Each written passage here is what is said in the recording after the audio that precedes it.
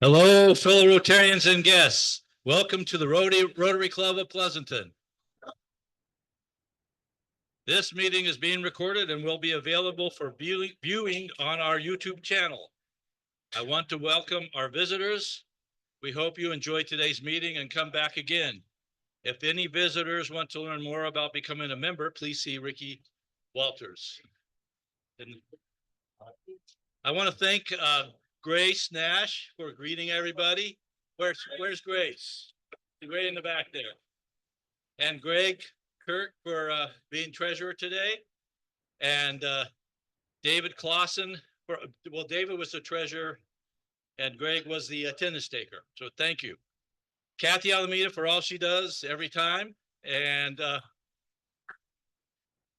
Bill Evans for making the assignments for every meeting, and Brad and Jim, and now Heidi for coordinating the speakers solid for us.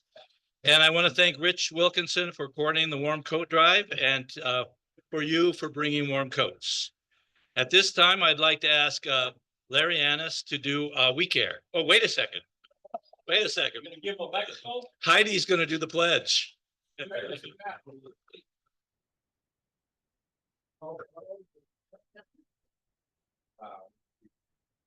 All right, everybody, let's salute, pledge. I pledge allegiance to the flag of the United States of America and to the republic for which it stands, one nation, under God, indivisible, with liberty and justice for all.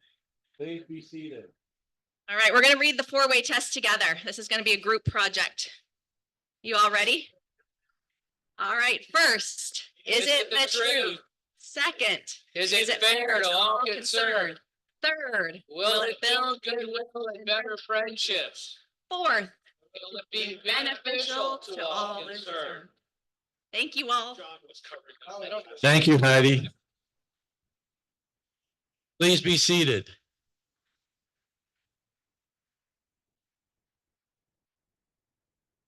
Okay, I'd like to ask Larry Annis to do the We Care for us.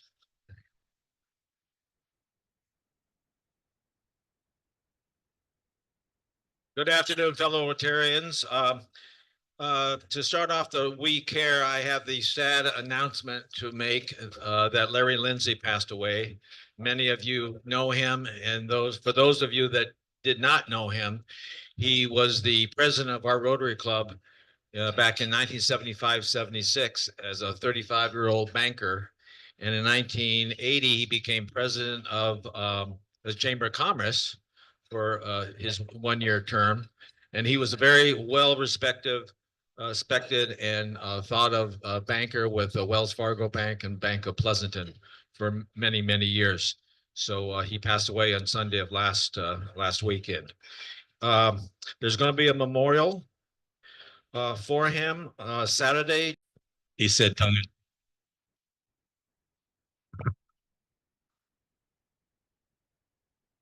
All right, so this past weekend, when I put some thoughts together about what I would say today, as some of you probably know, it was the anniversary of the Pearl Harbor bombing, and it just so happens that my father was just about 18 years old when that happened, so it reminded me of him and World War II a little bit. He actually was in the Army Air Corps, and so almost 4 years after that, he witnessed the Enola Gay takeoff from Tinian Island. He didn't speak much about World War II growing up as a kid, but one thing I always remember growing up is we had paintings in our house from a Japanese artist, and it just kind of reminded me that even though he didn't really respect the aggression that the Japanese took against us in 1941, he did appreciate the people of Japan and some of the good work that they do. Probably moving forward, as I was a young man growing up in the Cold War, I worked for a Department of Defense industry, so I had similar views about communism, USSR. But as a cellist and a chess player, I still admired the Russian people. So it's kind of the governments that I had problem with. Um, and yeah, it kind of got under my skin. Kind of a similar note, just fast forwarding to last week. There's an FBI announcement talking about all of the text messages that have been hacked. It's not even clear, how many years or months this has happened, and there's evidence that it's still happening today. So it was the same, and it came out of the Chinese Communist government. Kind of the same philosophy I have is that, the government, I don't agree with them, but I do have a lot of friends that are of Chinese descent, so I love the Chinese people. But kind of fast forwarding to some positivity here. Again, running an IT support company with the emphasis on cybersecurity. That news last week from the FBI did get under my skin. So I shared that with my wife, Christine, and she's kind of inspired me this past year with her positive attitude, going through what she's gone through. She reminded me not to stress about things that are out of my control. So that in turn kind of reminded me a little bit of Ricky. He introduced me to a famous actor, Jason Statham, kind of a stoic character. So I kind of like the teachings of stoicism, and turns out the Serenity Prayer has a lot in common with stoicism, and it's basically accept the things that I can't change, have the courage to change things that I can, and the wisdom to know the difference. And also going back to my father, turns out I was named after Marcus Aurelius, a famous student of Stoicism. Just another aspect of Christine's positivity is to not dwell on the past. And she suggested I share some quotes with you from one of her favorite online groups, The Power of Positivity.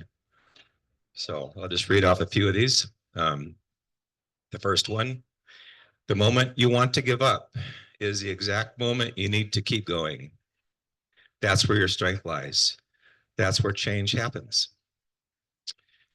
The next one, there's no need to be perfect to inspire others. Let people get inspired by how you deal with your imperfections.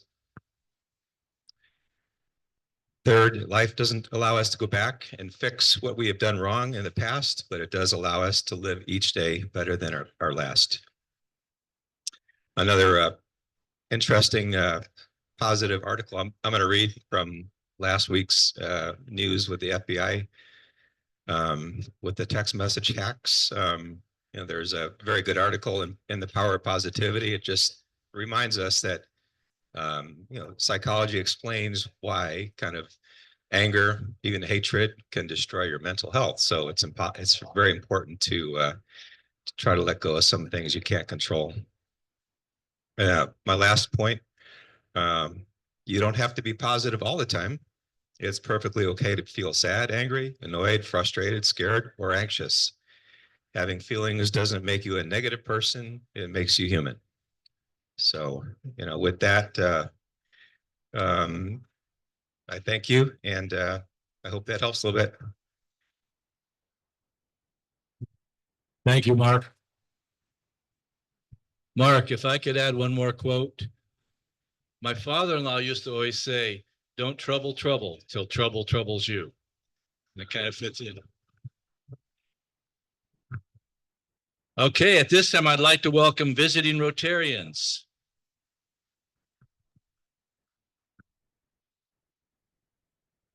Hello, Rotarians and guests. I'd like to introduce and welcome past president from the Rotary Club of Dublin in the category of electrical contractor, Mr. Bob Tucknott.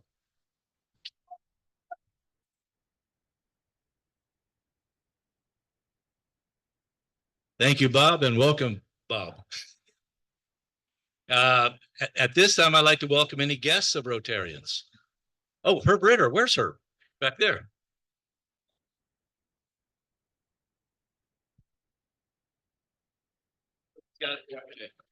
Yes, it's indeed a pleasure to welcome the incoming or district governor-elect, which you take July 1st. July 1st, okay. March 2. Oh, okay, fantastic. So from the other Rotary Club in Pleasanton, I guess it's the junior club. In the classification of electrical sales, we'll have Herb Ritter honoring us today. Yes.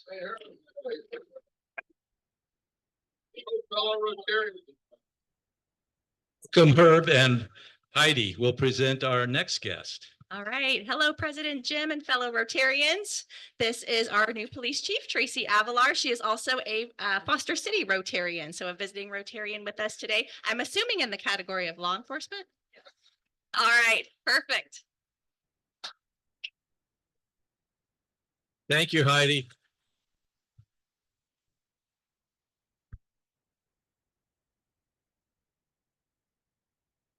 For being here. Do we have any Zoomers? Who do we have? Hi, Clark Pan. Welcome to the meeting. Hey, thank you. All right. Do we have a song, Ricky? Yeah.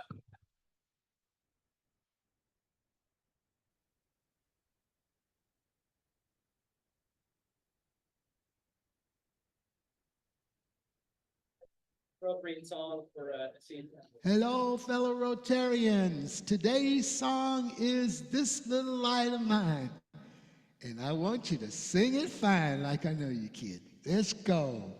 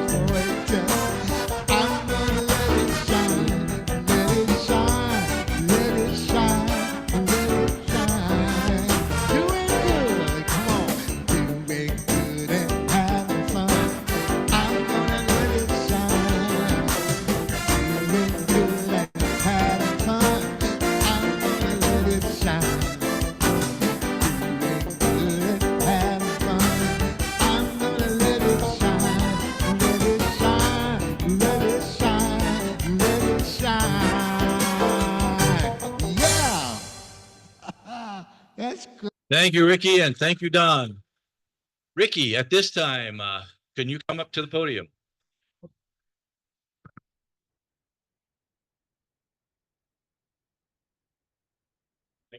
Thank you. Could I have Heidi Murphy come to the podium? So as I think I mentioned to those who were here last week, as being the new member coordinator, I get to the honor of introducing new members as well as congratulating those who have completed red badge going to blue badge.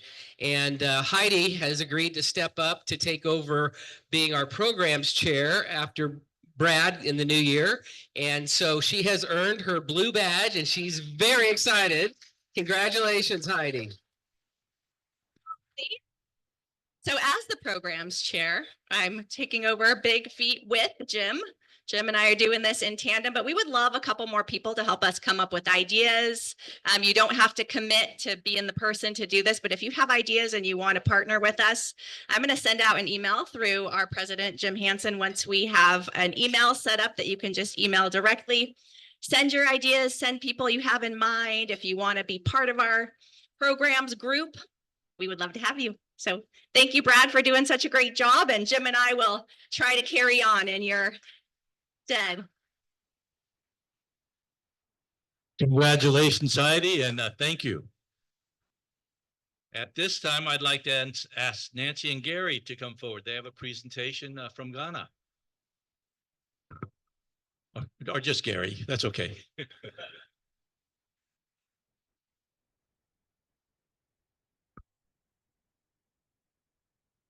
On behalf of Nancy and myself, we enjoyed our trip to Ghana and like to share a little bit with you that what we have. Okay. Well, we for the first time went business class. So these two little gifts, we got quite a few of them because we had to switch planes in Turkey and then go to Ghana and then back again. So for you and Judy, here are some things, and you look inside and something that you would like to take on a plane.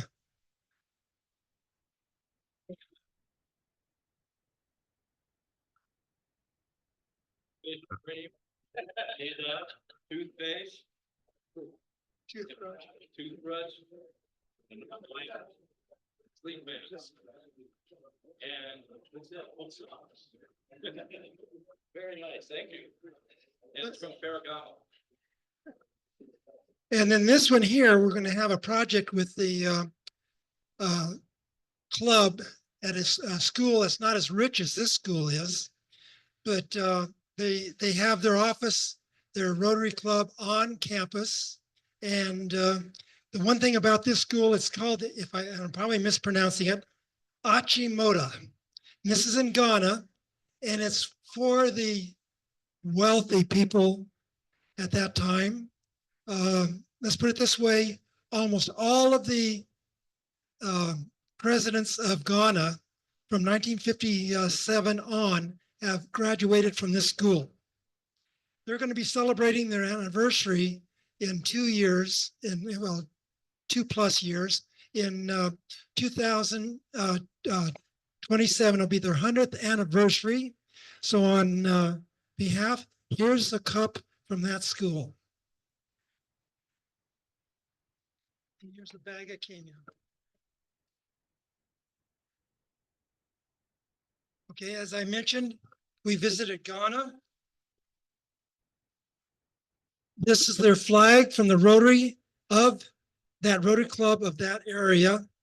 And that's the presentation of it. And then something that hopefully you like. This is Service Above Self. It was given to us. And it has coffee beans, 2 different types of coffee beans. And I thought you might really enjoy that.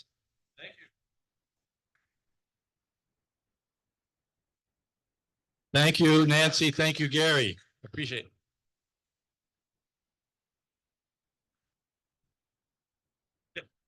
They must have. They must have.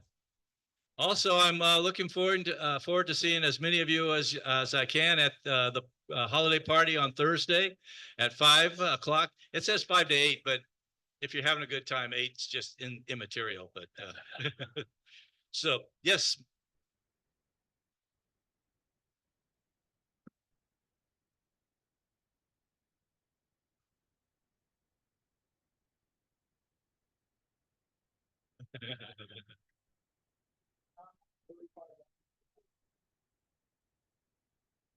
Thank you, Kathy.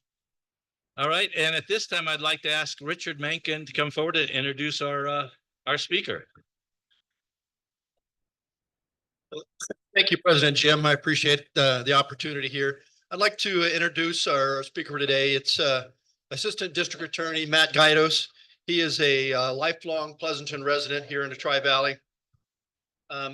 Amador Valley High School graduate in 1997. Go Dons. By the way, they're playing for state championship this Friday night. He's a University of California Law School graduate. Sure, that's jurisprudence, correct? 16 years with the Alameda County District Attorney's Office, prosecuting serious and violent criminal cases here in the Dublin courthouse. 5 years currently on the Pleasanton Housing Commission and is the council member elect for District 4 here in Pleasanton, which is downtown Vintage Hills, Ruby Hill area. He is a POST certified law enforcement de-escalation instructor at the Alameda County Sheriff's Department. And, one of the things I'm really proud to say is I've gotten to know Matt here recently over the last 6 months, found him to be a very ethical, straightforward young district attorney. I think is a great asset to our community. So with that, please give a round of a welcome and applause to Mr. Matt Gaidos, our speaker today.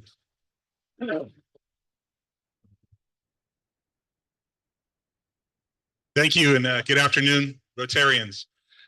Richard and Brad contacted me and asked me to kind of come talk a little bit about the state and the current state of the Alameda County District Attorney's Office, where I've worked for the last 17 years. I started in private practice as actually a criminal defense attorney for a year or two. And then Tom Orloff, a local Pleasanton guy that I knew, I asked him for a job and convinced him to hire me and have had a great career since. I'm going to go through a little bit of the history of the DA's office. For me, I started in 2008 under Tom Orloff. Since that time, I've been assigned in Oakland for about half the time, and then I've been lucky enough to be in Dublin since that courthouse opened in July of 2017. I've tried over 50 cases to verdict, a dozen homicides, and so I have a great deal of experience, on the ground, actually prosecuting cases. The structure of our office is there's an elected district attorney, there's a couple of chief assistants, there's a management team, but in total, it's about 150 attorneys. I've prepared a PowerPoint presentation for you all, and we got it up going. Is the little clicker thing in there? All right, there we go. Perfect. All right.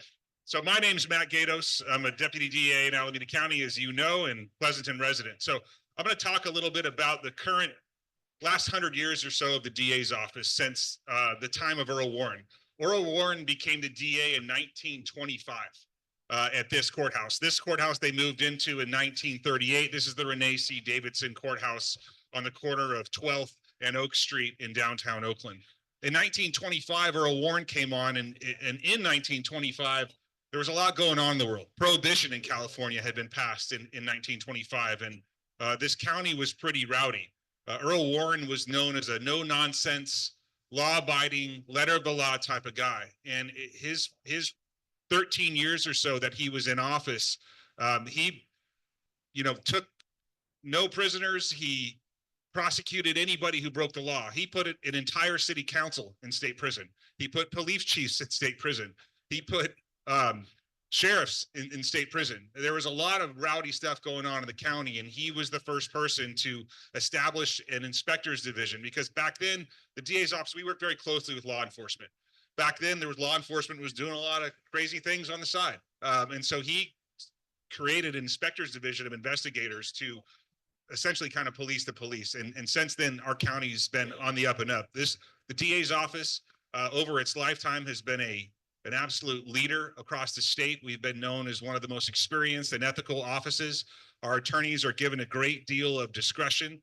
And part of the reason is we have an extremely high per capita crime rate in some of the counties in Alameda, Oakland, for example. And you get a lot of experience handling a lot of heavy cases very quickly. So you sort of get thrown in the deep end, and there's a lot of really good people to learn from. So going through just the history a little bit, this is Earl Warren and his crew back in the 30s. That library still exists today. When I'm assigned to the Oakland courthouse, we still eat lunch in that room.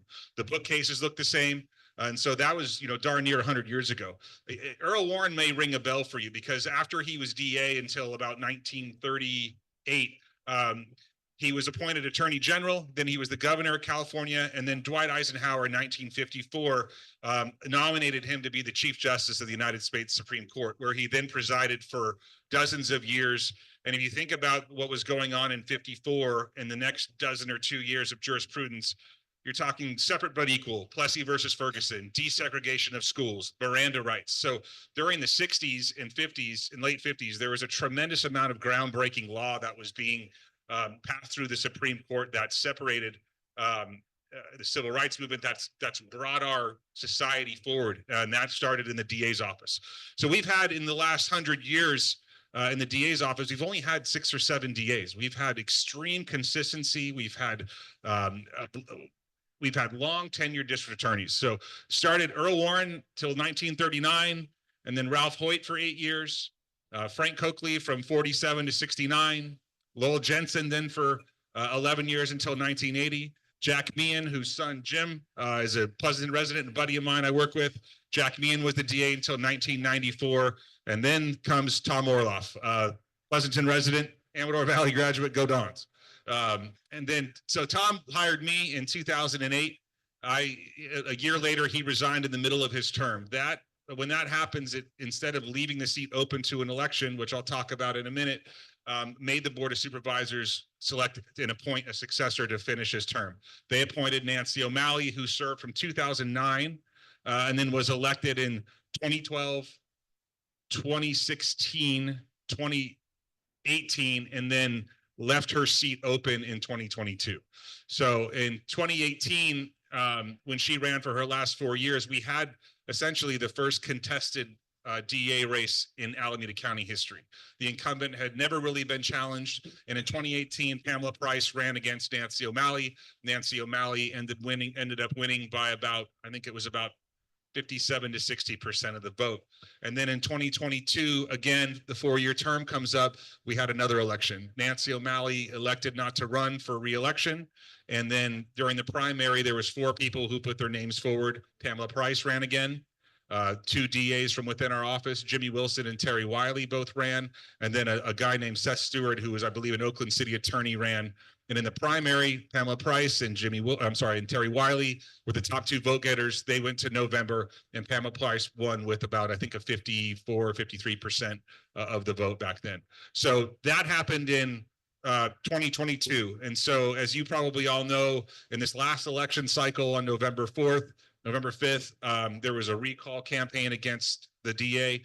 She was recalled from office with a 60-something% vote from Alameda County residents voting her out of office. So the rules for that are, as soon as the election is certified, which because of some of the equipment we have in Alameda County that's antiquated, it took about a month to certify the election. Last week or the week before, on the 5th, that was her last day. So now what happens? Where do we go from here?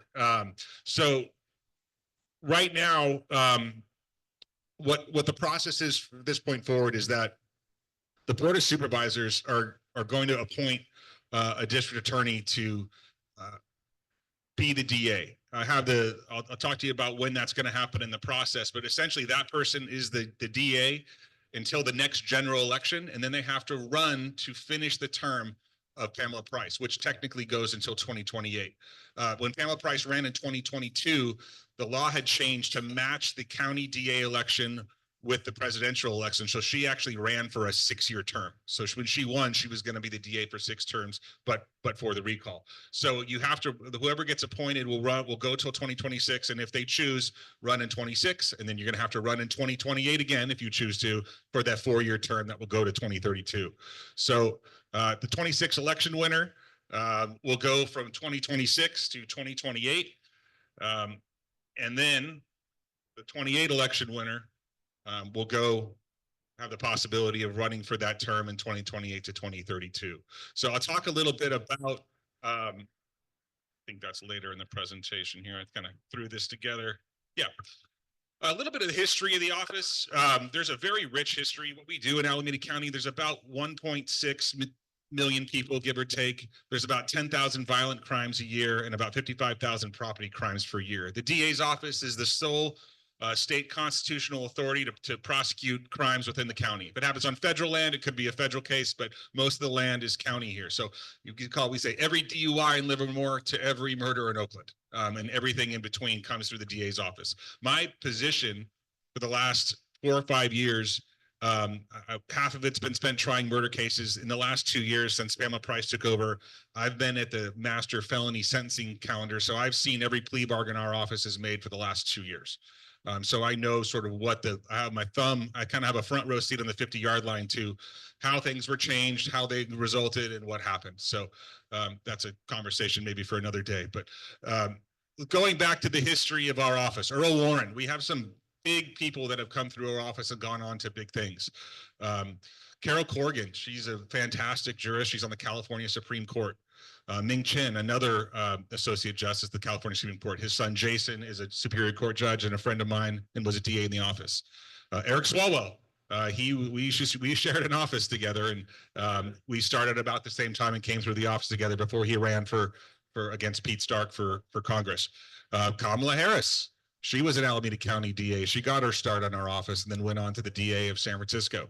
Ed Meese, right? Reagan's chief of staff, Reagan's attorney general, great guy. He came back on his 80th birthday not too long ago, a few years, and told old stories about the DA's office and things they were getting up to when he was a deputy DA. And it was one of the most entertaining things I've ever heard in my life. Him talking about getting flagged down by someone for a ride to the courthouse, and it was Huey Newton. I mean, the things that used to happen in this small county when it was small will blow your mind. But Ed Meese is a very nice man. So let's talk about kind of where we go forward from here in the process of how the next district attorney is going to be chosen, and how that's going to work. And so I brought with me just a couple of days ago on December 5th, the county administrator's office issued about a 13-page description of how they're going to go about choosing the next district attorney, the schedule, the dates. I'm going to leave a copy of it here in case someone wants to scan it and email it out to anyone if you want to do the deep dive. But it's very similar to the process they used when Wilma Chan, she was a supervisor, and unfortunately she was killed in a car accident, I believe in Alameda, and they had to replace her seat unexpectedly. And so they used a process to vet candidates, to vote for candidates, and that ended up in the appointment of Supervisor Marquez. And so they're going to use a very similar structure to that. And I'll leave this here. And again, you can do the deep dive, but I'm going to summarize it for you, so maybe you don't have to read all of those 14 pages. So what is the current state of the DA's office in Alameda County?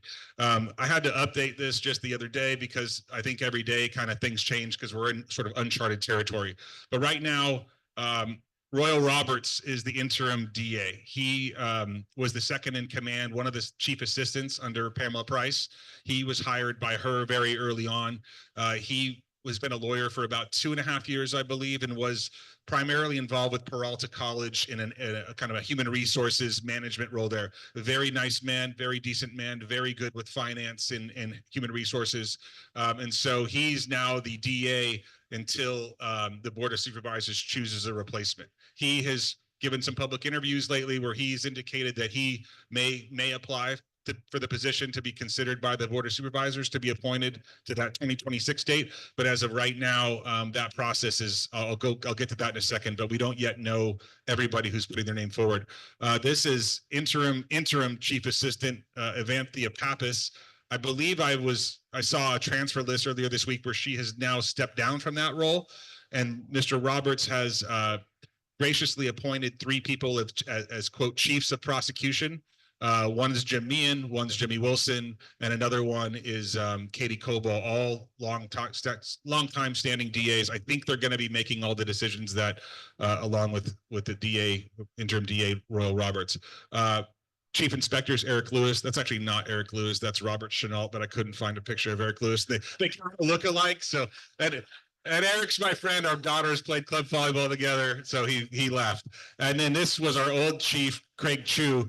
He actually has an active lawsuit pending against Pamela Price for racial discrimination, but he was on there, so I left him on there. So, okay, so what's going to happen? The new DA is going to be chosen and voted in by a majority of the Alameda County Board of Supervisors, 3 of 5 of them. There's 5. The application process, the applications are due December 30th, and they'll be made public. It's not a very lengthy application, and they're all going to be made public. So they're going to have public interviews and public voting. So the schedule is on December 30th or in the days following, they will publish on their website everyone who's formally applied to be the DA in Alameda County. We won't know yet. Yes, sir.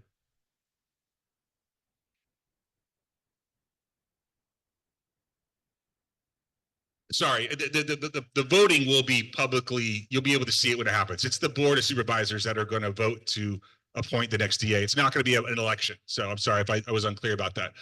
But public, yeah, voting happening in public that you and I can watch every single day. So if you have nothing great to do that week, the week of January 13th are going to be special meetings of the Board of Supervisors.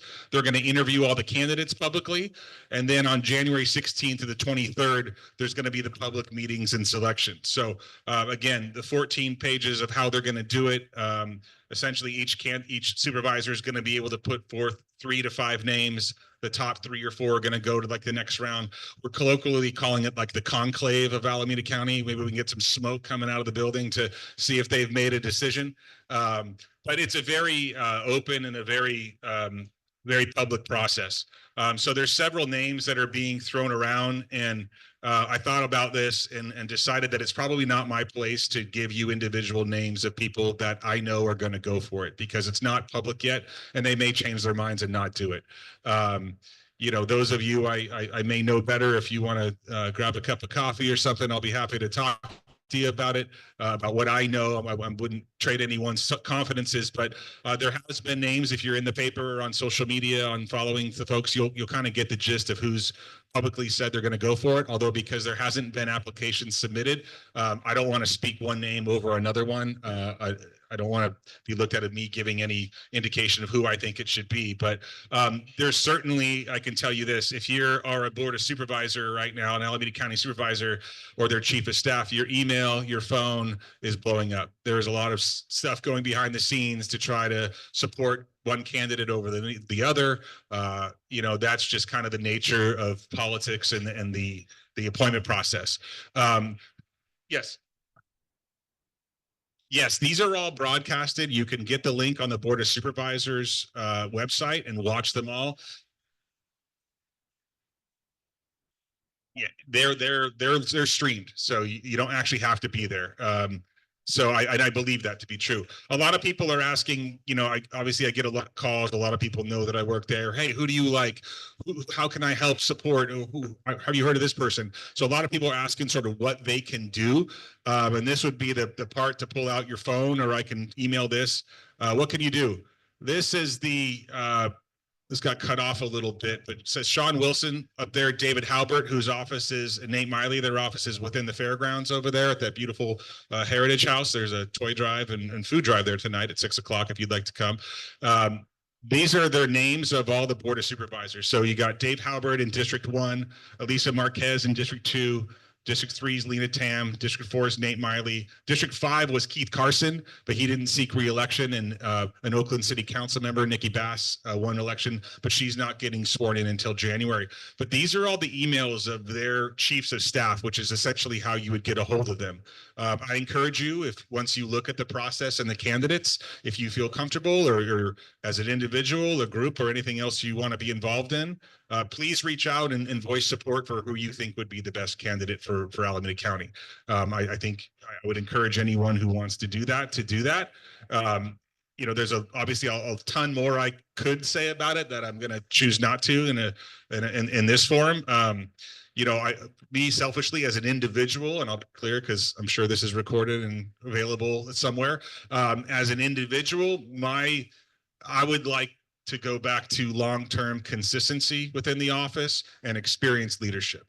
And so that's, and I think that's not saying very much, but saying a lot. But I think we'd like to get someone who's going to commit to running for re-election in 2026 and 2028 and maybe 2032, someone who's experienced and electable too. You know, there is a thought, there has been some rumblings about appointing somebody who would agree not to run in 2026.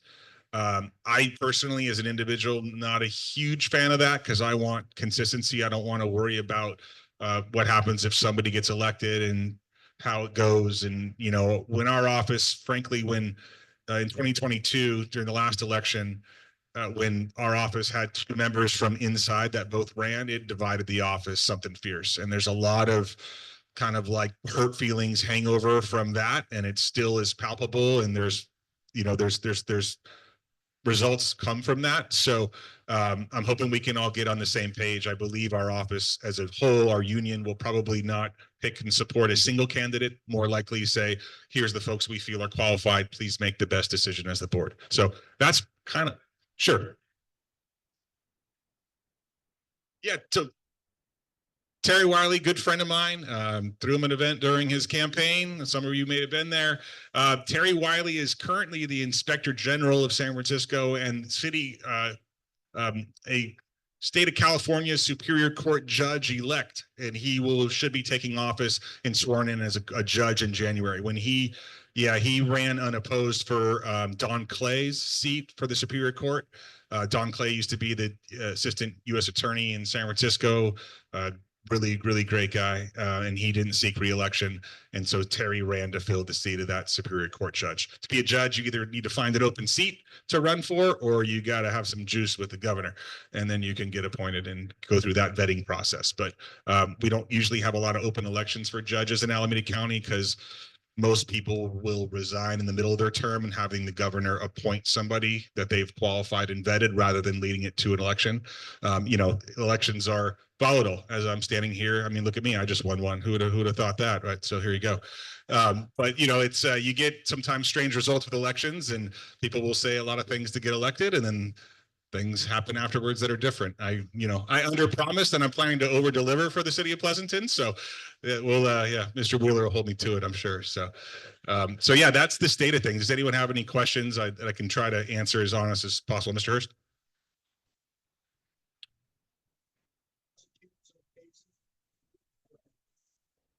I don't know. She left the office about 4 years before I got there. She's highly regarded as a very ethical prosecutor.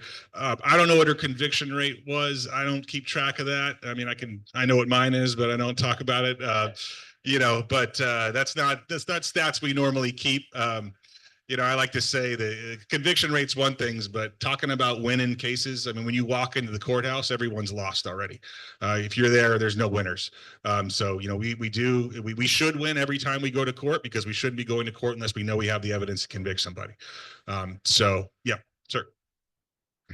Budget of the DA's office, and what are the sources of the income? Yeah, the annual budget is about, I want to say about $100.5 million or so. We have 150 lawyers. We have 80 inspectors. We have a victim witness division. We have admin staff. So it's 300 or 400 employees. Where it comes from is property tax. That's primarily where it comes from. I could give a budget presentation, but I've not yet been tasked with figuring out the budget in Alameda County, but more to come on that because that's going to have to get figured out too. But we've been stable. I mean, we were really good about, Tom Orloff used to say he buried a lot of coffee cans in the backyard for the rainy day. I hope they're still there for the future. So we'll see. We've never had to lay anybody off for budget reasons. I think once in like the early 2000s we did, but since then we've never had to do that. So things should be healthy. Sir.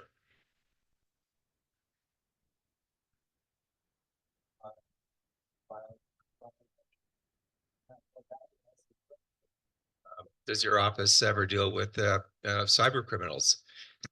Yeah, normally cybercrime is a federal offense. When you use, usually it involves interstate commerce or internet lines, and that puts it in a federal arena. So we don't actually, I've yet to see a county case that has to do with like cyber attacks. We do prosecute computer crimes of the sexual variety that happened, but not, I don't think we have a division that prosecutes like cybercrime or ransomware or anything like that. That usually is something that's handled by the FBI or Secret Service. Yeah, sir. Thanks for your presentation. I appreciate it. Very informative. Last night around 7 p.m., I was at the CVS on Santa Rita with my wife, and I was walking in, and two gentlemen in black hooded sweatshirts walked out, clearly with a bunch of stuff in their pockets. Alarms went off. And we just went in the store. And the worst part about it probably wasn't that I was with my wife and she felt scared, or that the entire CVS smelled like marijuana for the rest of the time we were in there. But the weirdest part was everybody in the store saw it happening. There was two clerks at the front, bunch of people. Everybody knew what was happening. Everybody saw the guys walk out, and nobody said anything. Nobody did anything. It was like it had become completely normal. And that was the weird part for me. What do you see as the cause to this problem or solution to this type of thing going forward? Is this a political will issue? Yeah, Yeah, good question. I think this is something a lot of people will feel on a daily basis. A lot of people are concerned about, retail theft, organized retail theft. There has been in this last election cycle, Prop 36 passed. So going back very many years, there was Prop 47, which lowered the threshold to charge a felony in certain theft crimes. And it used to be if you had prior convictions for theft and you were caught, it could elevate it to a felony. Prop 47 did away with a lot of that. Prop 57 did away with a lot of that. And then this time there's been kind of a pendulum swing the other direction, at least legislatively in proposition, where they're toughening the crimes for that. A lot of the non-stopping people has to do with the company policies. They don't want their employees, I have friends who are, E9 command sergeant majors of the Army, and instead of fighting someone they don't know, they'll run away because you don't know who you're getting in a fight with. You don't know what happens. I mean, Blake Mose stopped a lady trying to steal a $130 DeWalt Charger at Home Depot 3 years ago, and the lady pulled out a gun and shot him in the chest over a $130 DeWalt Charger. That's the risk you take when you put hands on somebody as an employee of one of those situations. So company policies have dictated not to do that. Obviously, as the DA's office, if we get a case from the police, we charge it and prosecute it. A lot of that too, the responsibility of the accountability of crimes like that is as much on the DA's office as it is on the judges deciding whether to grant someone bail, if they're on probation, whether to keep them in custody, because you get a lot of situations where people who are committing property crimes go to court and they're immediately released. And then the message that gets sent is, well, there's no consequence for what you're doing, so keep doing it. And that's a problem. That's something that I'm very passionately interested in, and I'm looking forward to working on in the days ahead. Sir. Sort of on a related topic, just ask about workload. Yeah. And the general sense, and when you watch television, that the DA's office is overwhelmed. There's a lot. And then with the passage of Proposition 36, how do you foresee that changing your workload and your ability to prosecute? Yeah, I don't think it's going to change the workload in terms of, the difference, the number of cases that Prop 36 is going to allow us to charge as felonies rather than misdemeanors is probably quantifiable. And I could, in a year's time, we could figure that out. I'm not worried about our lawyers' ability to handle the cases with the right leadership and the right resources and the right people in the right positions. We're going to be in a position to do what we need to do. And I'm looking forward to be able to do that. There's been a lot of volatility with elections and transfers and things like that. And I'm hoping things stabilize a little more so we can get back to, a consistent management structure with the right people in the right positions. So I'm looking forward to that. Yeah. Prop 36, did it go immediately into effect, or does it not go into effect till I think it's January. January? Yeah, okay. I'm pretty sure. I'm not totally certain, but it's not like next year or the year after. It's pretty fast. Okay. And second question, because of Prop 36 and the recall, do you think that the Board of Supervisors gets the sense of where the public wants them to go with the next DA? I don't know if you can answer that, but I just wonder. You'd have to ask them that question. Turn off the recording. I might give you the answer. Yeah. Sure.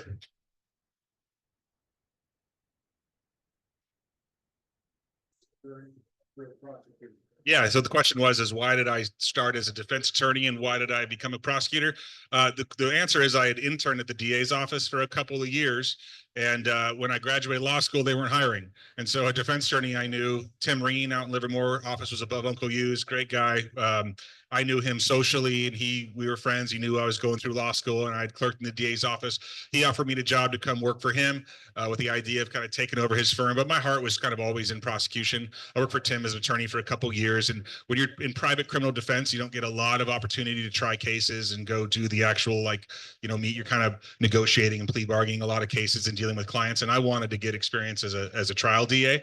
And so I kept in touch with the DA's office and Tom Orloff's, hiring folks and I probably dialed his number 5 times a week, hoping he'd answer for a year. And one day he did, and they were hiring, and he hired me and 2 other lawyers, laterals out of private practice. We had about a year of experience as whatever we were doing, and I've been there ever since. And I think it's the best pure law job you can get. There's no better job. I love going to work every day, even under the challenging circumstances we've had, because being tasked with the doing the right thing for the right reasons and getting the discretion to do that. You know, I'm the kind of DA that, look, if you have, I don't think anyone should be judged by their worst moment. And if there's someone who's done something for the first time and they need a break and they need understanding and they need an opportunity to earn out of it, I'm the first person that's going to do that. I'm the DA you want in that situation. But if you're a guy who's a career criminal and you need to get every piece of time you're going to get, I'm also the DA that you want. And I know the difference. It's like the serenity prayer, right? And so that's what we need, I think, in our office is folks who have the experience that know the difference between those two things, show grace and mercy when it's appropriate, and execute the full weight of the law when that's appropriate too, and all the things in between, because that's usually the gray area we find ourselves in. So, sir. More of a lighthearted question, but so my son's a doctor and I always ask him like what TV show represents the real life of doctors. So I would ask you the same question is what kind of TV show represents the most of what you do on a daily basis, and what do they take very strong liberties to do that you would never do? Yeah, so criminal shows, don't watch that show Suits, the one with like Harvey Specter. Not that one. You know, Law and Order, they drew from very good stories, but the way they portray what actually happens in court, you can't ask questions like that. You can't be like, well, I have evidence that has your fingerprints that did this, and didn't you do that? I mean, you can't ask 20 questions in one and be like, aha, you know, like the Matlock moment. So it doesn't work like that. Normal court's a lot more boring. You have to like go question and answer and build foundations for evidence.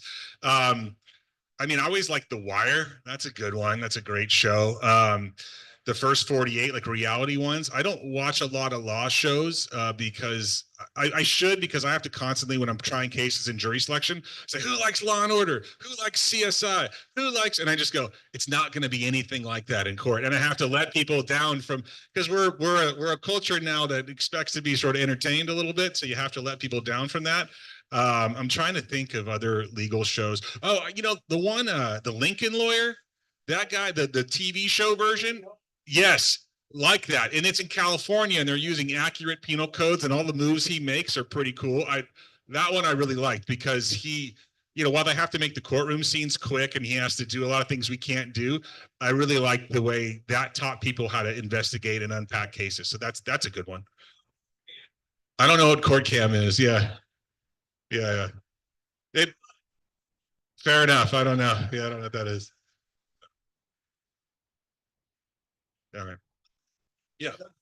So what do you find more challenging, prosecuting violent criminals, being a father? Challenging.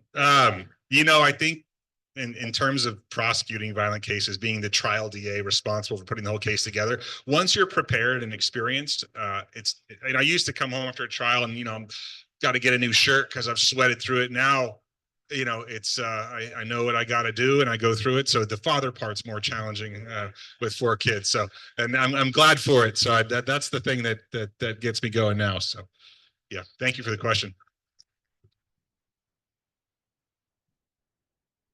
Thank you, Matt.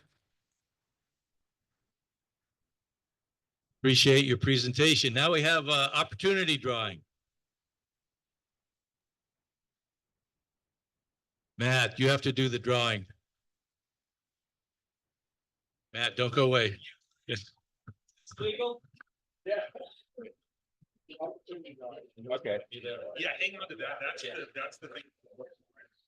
Process. If you want to hang on to that, you nail it out. It's great. Okay. What's that? $162. And Matt's going to draw 2 tickets. It's a raffle. Yeah. Yeah. 2 of them? 2 of them. And give us the last 3 digits of 868 and 866. We have 2 hands up for 868. 866. And 866. The second number is 866.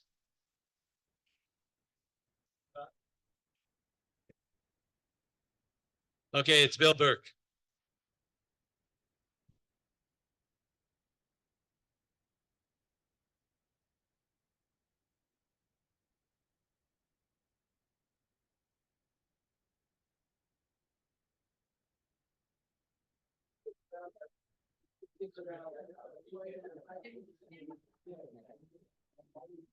All right, this meeting is adjourned.